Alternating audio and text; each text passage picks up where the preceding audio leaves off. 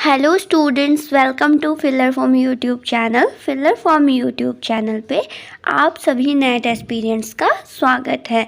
जो भी students UGC net JRF 2022 paper 2 commerce के लिए प्रिपरेशन कर रहे हैं, उनके लिए डेली मैं साक्षी 3 बजे लेके आती हूँ आप सभी के लिए क्लासेस बिल्कुल फ्री ऑफ कॉस्ट। ओके, तो चलिए, बीच में 2 डेज़ हमारी क्लासेस नहीं हुई थी, तो आई होप आप सभी ने जो पिछली क्लासेस हैं उनके माध्यम से रिवीजन किया होगा। ठीक है, आज हम स्टार्ट कर रहे हैं हमारी न्यू क्लास, जो है class number 58। Okay, last time हमारा जो टॉपिक चल रहा था उसका नाम है, लास्ट क्लास में उसका नाम है डिविडेंड पॉलिसी डिसीजन, राइट।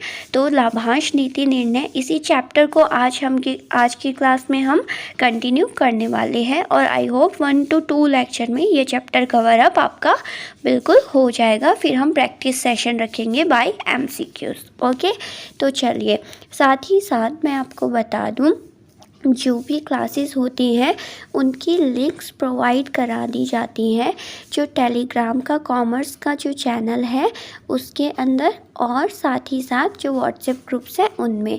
तो जो भी वीडियोस होती है, क्लासेस होती हैं, उनके डिस्क्रिप्शन में नीचे ना आपको लिंक मिल जाती है, जहां से आप टेलीग्राम चैनल को और व्हाट्सएप ग्रुप्स को ज्वाइन कर सकते हो। उससे क्या होगा, टाइम टू टाइम आपको सारी की सारी क्लासेस की लिंक्स प्रोवाइड करा दी जाएगी, जिससे आपकी कोई भी क्लास है वो क्या नहीं होगी, डिसकंटिन्यू नहीं हो पाएगी। ओके, चलिए आगे अगर बात करें तो यहाँ पे आपकी फिलर फॉर्म के प्लेटफॉर्म पे ये सारी क्लासेस बिल्कुल टाइम टू टाइम होती हैं। तो जो भी स्टूडेंट्स जिस क्लास की प्रिपरेशन कर रहे हैं, मीन टू से जो पेपर फर्स्ट की तैयारी कर रहे हैं, उनके लिए यहाँ पे 3 क्लासेस अवेलेबल है, जिनके माध्यम से वो पेपर फर्स्ट की तैयारी कर सकते हैं, और बाकी कुछ सब्जेक्ट्स पेपर 2 के हैं जो यहाँ पे तैयारी कर सकते हैं। ओके, बाकी तो आप सभी को पता है, डेली टाइमिंग के अकॉर्डिंग आप क्लासेस ले रहे हैं। हमारी जो कॉमर्स की क्लास है वो 3 PM होती है डेली, बीच में 2 डेज अभी नहीं हुई थी। ओके, तो आज है हमारी 58 नंबर क्लास, ध्यान में रखना, ठीक है ना। कंफ्यूज नहीं होना कि आप सर्च आउट करने लग जाओगे 57 के बाद क्लास कहाँ गई। तो आज हो रही है हमारी 58 नंबर क्लास, ठीक है। चलिए, साथ ही साथ मैंने जो लास्ट क्लास में आपको अपडेट इन्फॉर्मेशन दी थी किस बारे में, कि वेबसाइट के ऊपर क्या स्टार्ट होने वाली है, क्विज, जिसके माध्यम से आप क्या कर सकते हो, ज़्यादा से ज़्यादा प्रैक्टिस कर सकते हो। मैंने बताया था लास्ट क्लास में ही। तो आप सभी जो भी क्विज़ में पार्टिसिपेट करना चाहते हो ना, वो फ्री रजिस्ट्रेशन करवा लो बिल्कुल वेबसाइट के ऊपर जाके, ताकि क्या हो, जैसे कि अभी ये है अपकमिंग 28 मार्च से आपकी क्या हो जाएंगे, क्विज स्टार्ट हो जाएंगे। तो उससे पहले सभी वेबसाइट पे जाके रजिस्ट्रेशन कर लो, ताकि क्या हो, फिर बाद में जैसे ही क्विज स्टार्ट हो आपके पास नोटिफिकेशंस आने लग जाएंगे टाइम टू टाइम, जिससे आप क्या करोगे, जैसे क्विज स्टार्ट होती है आप उसको अटैम्प्ट कर पाओगे, और उसमें माइनस मार्किंग में रखी गई है, जिससे क्या होगा, आप इफ़ेक्टिवली क्वेश्चन को अटैम्प्ट कर पाओगे। ओके, और प्रिपरेशन को स्ट्रांग कर पाओगे। क्लियर है? तो आप सभी जाके रजिस्ट्रेशन करा लेना, वेबसाइट पे कर लेना। ओके, चलिए अब आते हैं हमारे मेन टॉपिक पे और बात करते हैं यूनिट नंबर 4, जो है बिजनेस फाइनेंस, व्यवसायिक वित्त। इसमें जो मेन टर्म है वो क्या होती है, हमने डिस्कस किया था। इसमें होता है, हम डिसीजंस लेते हैं डिफरेंट। फर्स्ट आपका फाइनेंशियल डिसीजन, जिसमें क्या किया जाता है, कितना फंड कहाँ से कलेक्ट करना है उसके बारे में हम डिस्कस करते हैं, ठीक है। उसके बाद में होता है आपका इन्वेस्टिंग डिसीजन, जिसमें फंड कलेक्ट करने के बाद हमें उसको किस प्रोजेक्ट में लगाना है वो डिसाइड किया जाता है। करंट असेट में लगाना है, फिक्स्ड असेट में लगाना है, कौन से प्रोजेक्ट में लगाना है, ये सब डिसाइड किया जाता है, राइट। और फिर हमने बात की थी किसकी, डिविडेंड पॉलिसी डिसीजन। ये 3 डिसीजंस होते हैं किसके अंदर, जो फाइनेंशियल मैनेजमेंट FM होता है उसके अंदर, राइट। तो अभी हम जो हमारा 3rd डिसीजन है ना, डिविडेंड पॉलिसी डिसीजन, उसी की हम बात कर रहे हैं। तो जो स्टूडेंट्स ने लास्ट क्लास नहीं नहीं ली है उसमें हमने ये चैप्टर स्टार्ट कर दिया था, तो वो आप ले लेना और फिर ये क्लास लगाना तो आपका क्लियर हो जाएगा। ओके, चलिए अब अगर बात करें कि डिविडेंड डिसीजन की, तो मैंने आपको बताया था लास्ट क्लास में ही। अभी मैं थोड़ा सा आपको क्या बता देती हूँ, एज अ थ्योरेटिकल बता देती हूँ। व्हाट इज़ डिविडेंड, डिविडेंड क्या होता है, and what is dividend policy, क्या होती है लाभांश नीति। ठीक है, तो डिविडेंड पॉलिसी डिटरमाइंस, यानी लाभांश नीति ये निश्चित करती है द डिवीज़न ऑफ अर्निंग्स, जो भी एक फर्म को, कंपनी को क्या होती है, अर्निंग होती है, between payments to shareholders and retain earnings.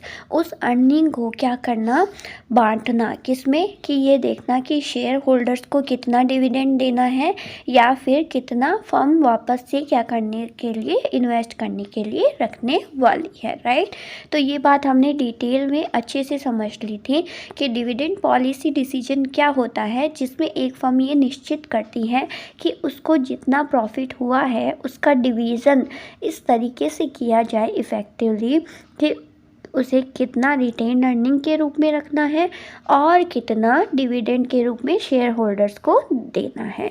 तो इसी डिसीजन को, डिटरमाइनेशन को हम बोलते हैं dividend policy decision. I hope clear है आपको। हमने बिल्कुल नॉर्मल लैंग्वेज में समझा था, तो जब हमने थ्योरेटिकली पढ़ा तो हमें नॉर्मल वे में बिल्कुल अच्छे से क्लियर हो गया है। राइट, एम आई राइट, सबको समझ में आ गया, जल्दी से मुझे बताएंगे। ओके, चलिए उसके बाद अभी हम देखते हैं कुछ न्यू, मैं आपको बताती हूँ। देखिए, एक फर्म होती है, उसका प्रॉफिट किस तरीके से निकल के आता है, उसका मेन प्रॉफिट, मतलब जो सब कुछ घटा वटा के जो मेन प्रॉफिट होता है वो कैसे निकलता है। ठीक है, वो क्या करती है, अपने प्रोडक्ट्स को या सर्विसेज को जो भी होता है उसको सेल करती है। ठीक है, उसमें से फिर लेस करती है वेरिएबल कॉस्ट को, जो परिवर्तनशील लागत होती है ना, वेरिएबल कॉस्ट, एक होती है एफसी, एक होती है VC, fix cost, variable cost. पहले जो भी सेल होती है उससे जो रेवेन्यू निकल के आती है उसको क्या किया जाता है, उसमें से वेरिएबल कॉस्ट को घटाया जाता है, लेस किया जाता है, तब आपका जो निकल के आता है उसे बोलते हैं कंट्रीब्यूशन। राइट, फिर कंट्रीब्यूशन में से क्या किया जाता है, EBIT, earning before interest and tax, जो भी अर्निंग होती है इंटरेस्ट को और ब्याज को और टैक्स को घटाने से पहले, वो अर्निंग होती है EBIT, earning before interest and tax निकल के आती है। उसमें से फिर हम लेस करते हैं इंटरेस्ट को, या फिर जो आपका डिबेंचर पे जो इंटरेस्ट लगता है ना, ब्याज लगता है, उसको जब हम लेस कर देते हैं तो हमारा निकल के आता है EBT, अर्निंग बिफोर टैक्स। ये देखिए एक पूरा सीक्वेंस है कि किस तरीके से पूरा प्रॉफिट को मेज़र किया जाता है, मापा किया जाता है एक फर्म के, कंपनी के। राइट, फिर उसके बाद EBT में से हम टैक्स भी लेस कर देते हैं तो हमारा निकल के आ जाता है EAT, earning after tax. Okay, उसमें से फिर हम लेस करते हैं प्रेफरेंस डिविडेंड को, जो भी हम प्रेफरेंस शेयर होल्डर्स होते हैं उनको जो हम डिविडेंड पे करते हैं उसको हम क्या कर देते हैं, लेस कर देते हैं, तब हमारा निकल के आता है जो अर्निंग फॉर इक्विटी है वो। ठीक है, कि अर्निंग हुई है इक्विटी के लिए, क्योंकि हमने सब कुछ लेस कर दिया, इंटरेस्ट लेस कर दिया, टैक्स लेस कर दिया, एंड आफ्टर डेट जो डिविडेंड प्रेफरेंस शेयर होल्डर्स को देना था वो भी लेस कर दिया। अब बचा क्या, सिर्फ इक्विटी की जो इनकम है वो बची। ठीक है, उसको जब हम डिवाइड करेंगे किससे, नंबर ऑफ शेयर से, मतलब जितने शेयर्स हमने इशू किए थे उससे क्या हुआ, हमारी जो अर्निंग निकल के आई है उसको डिवाइड कर देंगे तो हमारा निकल के आ जाएगा, बोलो क्या, EPS, अर्निंग पर शेयर हमारा निकल के आ जाएगा। तो ये ही मेन प्रॉफिट होता है एक कंपनी का, एक शेयर होल्डर का, ध्यान में रखिएगा। ओके ना, तो ये सारी पूरी की पूरी प्रोसेस है जो मैंने सीक्वेंस वाइज आपको बताई है। इससे काफ़ी क्वेश्चंस, लेवरेज का जो टॉपिक था उसमें भी काफ़ी क्वेश्चंस आते थे और पूरी FM में ये सीक्वेंस काम में आता है, तो इसको थोड़ा सा ध्यान में रखना है आपको। ओके, सबसे पहले क्या करेंगे बोलो? सबसे पहले होगा हमारा सेल, उसमें से हम लेस करेंगे वेरिएबल कॉस्ट, उसके बाद आएगा कंट्रीब्यूशन, उसमें से लेस करेंगे फिक्स्ड कॉस्ट, निकल के आएगा ईबीआईटी। ईबीआईटी में से हम लेस करेंगे जो डिबेंचर पे इंटरेस्ट देते हैं वो, उसको लेस करेंगे तो निकल के आएगा ईबीटी। ईबीटी में से हम लेस करेंगे टैक्स को तो हमारा निकल के आएगा, बोलो क्या निकल के आएगा? EAT, earning after tax. उसमें से हम लेस करेंगे जो प्रेफरेंस शेयर होल्डर्स को डिविडेंड दिया जाता है वो, तब हमारा निकल के आएगा, बोलो क्या? जो इनकम होती है इक्विटी की वो निकल के आ जाएगी, जिसे हम जो पर शेयर है ना, जो संख्या है शेयर्स की, इक्विटी शेयर्स की, उससे जब डिवाइड करेंगे तो हमारा निकल के आ जाएगा अर्निंग पर शेयर। ये पूरी प्रोसेस है सीक्वेंस वाइज, इसको ध्यान में रखना है। आई होप क्लियर है। आगे बढ़ते हैं अभी। अब जो हमारी पर शेयर पे अर्निंग निकल के आती है उसमें से हमें ये डिटरमाइन करना होता है, निश्चित करना होता है कि कितना परसेंटेज हम क्या करें, डीपी रेशियो के लिए रखें। डीपी रेशियो मतलब डिविडेंड पे आउट रेशियो के लिए, कितना डिविडेंड में पे करें, और कितना परसेंटेज हम किसके लिए रखें, रिटेंशन रेशियो यानी कि रिटेन अर्निंग के लिए हम रखें, जो आगे हमें क्या करना हो, फिर से इन्वेस्ट करना हो उसके लिए। ठीक है, तो जो ईपीएस निकल के आता है ना कि पर शेयर पे हमें जो अर्निंग होती है उसमें से हमें ये दो डिसीजन लेने होते हैं। तो जो हम ये डिसाइड करते हैं कि कितना परसेंटेज हमें रिटेंशन के लिए रखना है, कितना डीपी के लिए रखना है, डिविडेंड पे आउट के लिए रखना है, वही पूरी टर्म इसके अंदर हम पढ़ने वाले हैं। डिविडेंड पॉलिसी के अंदर ये निश्चित किया जाता है। राइट, क्लियर है यहाँ तक? और जितना हम डिविडेंड पे आउट रेशियो रखेंगे और जितना रिटेन्ड अर्निंग रखेंगे, दोनों का कुल मिला के हमेशा क्या रहेगा, 1% रहेगा। देखिए, अगर हम डिविडेंड पे आउट रेशियो 0.6 रख रहे हैं तो रिटेंशन हम रखेंगे 0.4। अगर हम डीपी रख रहे हैं 0.8 तो हम रिटेंशन रखेंगे कितना, बोलो 0.2। ठीक है, और अगर हम डीपी रख रहे हैं 0.1 तो रिटेंशन रखेंगे 0.9। मतलब दोनों का जब ऐड करेंगे ना दोनों को तो हमारा 1 होना चाहिए, मतलब दोनों का 6:4 रेशियो मतलब 100% होता है। ठीक है, दोनों को मिला के डिसाइड किया जाता है। ठीक है, तो यहाँ तक क्लियर है कि डिविडेंड पॉलिसी क्या हो गई, जिसमें क्या किया जाता है, ये डिसाइड किया जाता है कि कितना हमें रिटेन करने के लिए रखना है और कितना डिविडेंड पे करने के लिए रखना है शेयर होल्डर्स को, मतलब डिविडेंड पे करना है, कितना रिटेन के लिए रखना है। क्लियर है, ये हमने पहले भी जान चुका है, हम पहले भी जान चुके हैं ये बात। अब देखिए आगे देखिए, अब कुछ न्यू मैं आपको बता रही हूँ थोड़ा सा, वैसे आपको ध्यान में होगा बट देखिए, अगर कोई कंपनी है वो क्या करती है, मान लीजिए 1 अप्रैल 2021 को उसने शेयर्स इशू किए हैं 100 रुपये पर शेयर एट पार, सम मूल्य पे उसने क्या किए हैं, निर्गमित किए हैं अंशों को। ओके, अब क्या होगा, 30 नवंबर 2021 को मान लीजिए, अप्रैल में हमने शेयर इशू किए और सितंबर में क्या हो रहा है, 30 सितंबर में क्या हो रहा है, उस पर डिविडेंड देगी एक फर्म, कितना, ₹3 पर शेयर, मतलब 3 रुपये एक शेयर पे क्या करेगी, लाभांश पे करेगी। क्लियर है? तो अब देखिए तो क्या होगा, जिससे कि जितना मतलब पहले जो शेयर होल्डर्स हैं उनको 3 रुपीज़ का क्या हो रहा है, लाभ हो रहा है as a dividend per share पे। ठीक है, तो ये जो 3 रुपये का लाभ हो रहा है ना शेयर होल्डर्स को, उसे हम बोलते हैं करंट यील्ड। ध्यान में रखना, क्या बोलते हैं, चालू आय, मतलब ऐसे समझ लीजिए चालू आय करंट यील्ड। क्यों? क्योंकि जब हमने क्या किया, शेयर में इन्वेस्ट किया, हमने शेयर परचेज किया, उस पर हमें अब क्या मिल रहा है, डिविडेंड मिल रहा है एज अ शेयर होल्डर। देखो, शेयर होल्डर समझो अपने आप को, उस हिसाब से हमें देखिए तो हमें 3 रुपये का प्रॉफिट हुआ है जब हमने पर शेयर पे 3 रुपये हमें डिविडेंड मिला है। राइट, तो उसे तो हम बोलते हैं करंट यील्ड। क्लियर है यहाँ तक? उसे हम बोलेंगे करंट यील्ड। ठीक है, और एक टर्म है आपकी capital gain yield. Current yield क्या होता है वो मैंने बता दिया।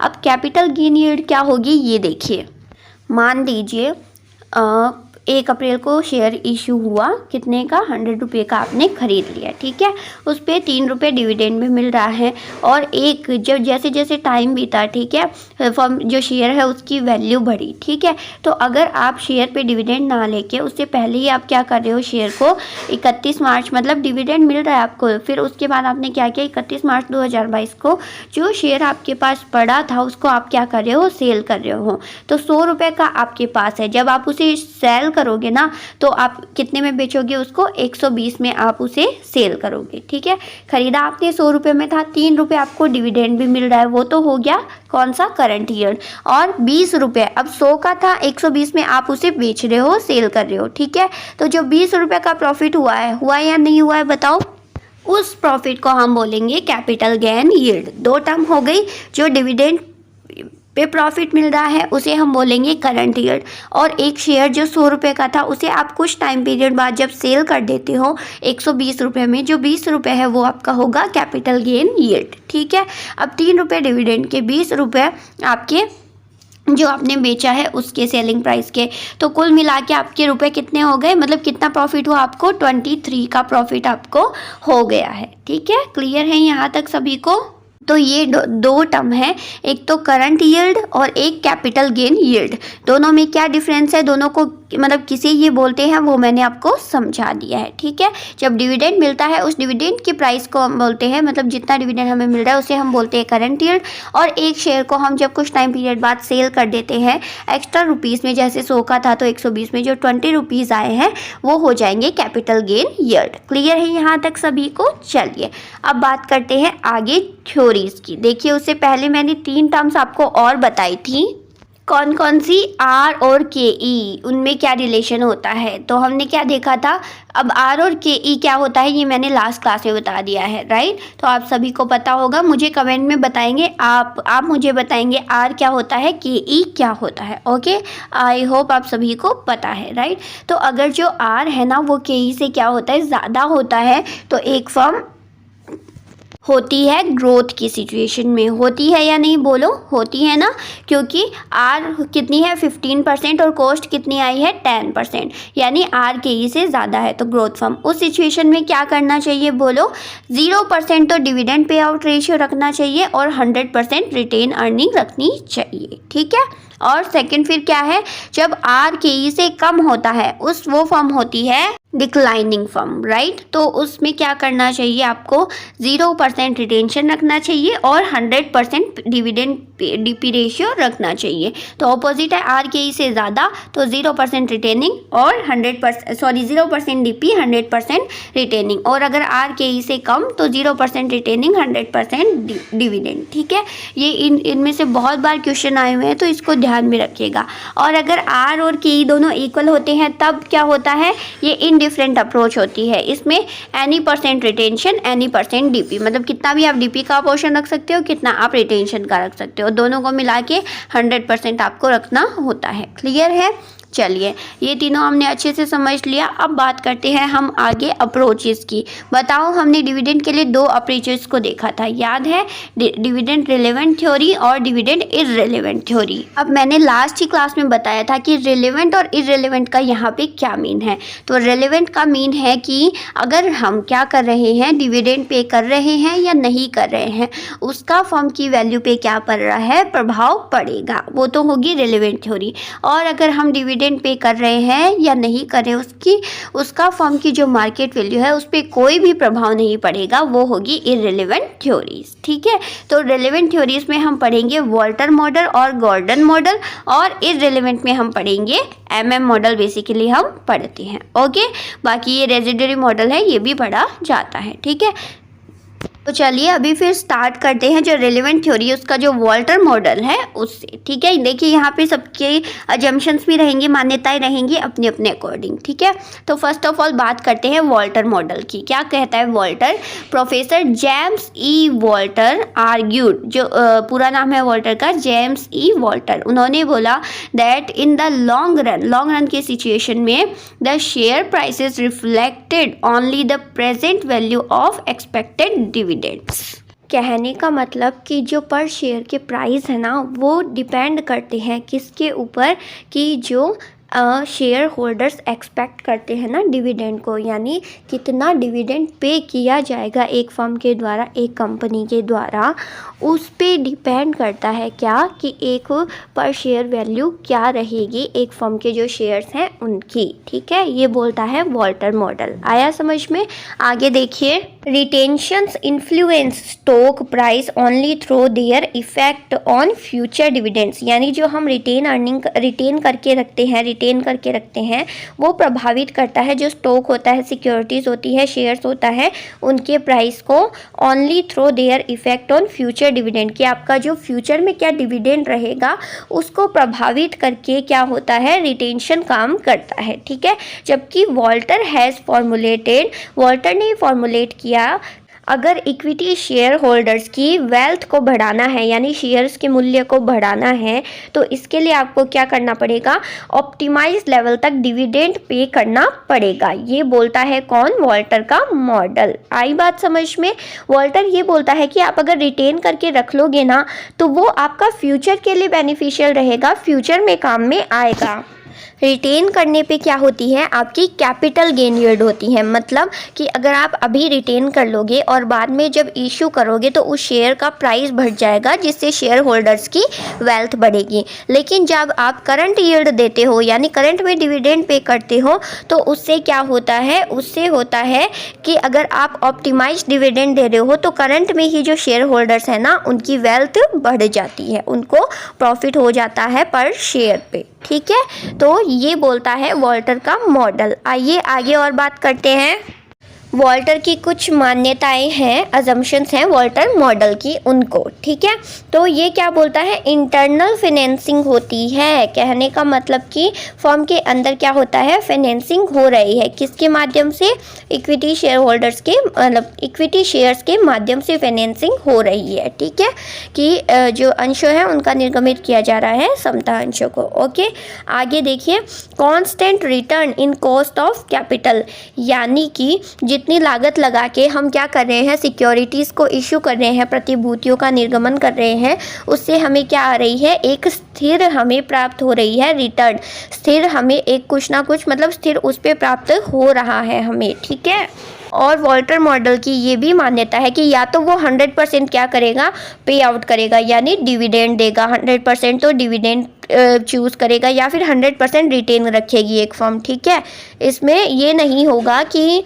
60-40, 80-100 ऐसे नहीं होगा। ठीक है, इसमें 100% या तो डिविडेंड पे आउट होगा या 100% रिटेंशन होगा। ओके, और नेक्स्ट है कि कांस्टेंट ईपीएस एंड डीपीएस, मतलब जो अर्निंग होती है पर शेयर पे वो, और जो डिविडेंड दिया जाता है पर शेयर पे, वो सभी क्या होंगे, स्थिर होंगे। ऐसे नहीं कि एक बार रेट ये रख दिया, एक बार ये रख दिया। ठीक है, इसमें क्या बोल रहा है वॉल्टर मॉडल में कि वो कांस्टेंट रहेंगे, स्थिर रहेंगे। ठीक है, और ऐसा माना जाता है कि ये इन्फिनिटी टाइम के लिए, अनंत समय तक क्या है, फर्म चलती रहेगी, डिविडेंड पे करती रहेगी, रिटेंशन रखती रहेगी, और सारी की सारी प्रोसेस चलती रहेगी। ठीक है, so it's all about Walter's model. हमने आज एक थ्योरी है डिविडेंड पॉलिसी की, जो रेलेवेंट अप्रोच है उसमें वॉल्टर मॉडल को हमने पढ़ लिया है अच्छे से। ओके, आई होप सभी को समझ में आ गया होगा। ओके, अब कल की क्लास में हम डिस्कस करेंगे जो आपके दो मॉडल्स बच गए हैं, मेन गॉर्डन मॉडल और एक आपका कौन सा है, एमएम मॉडल।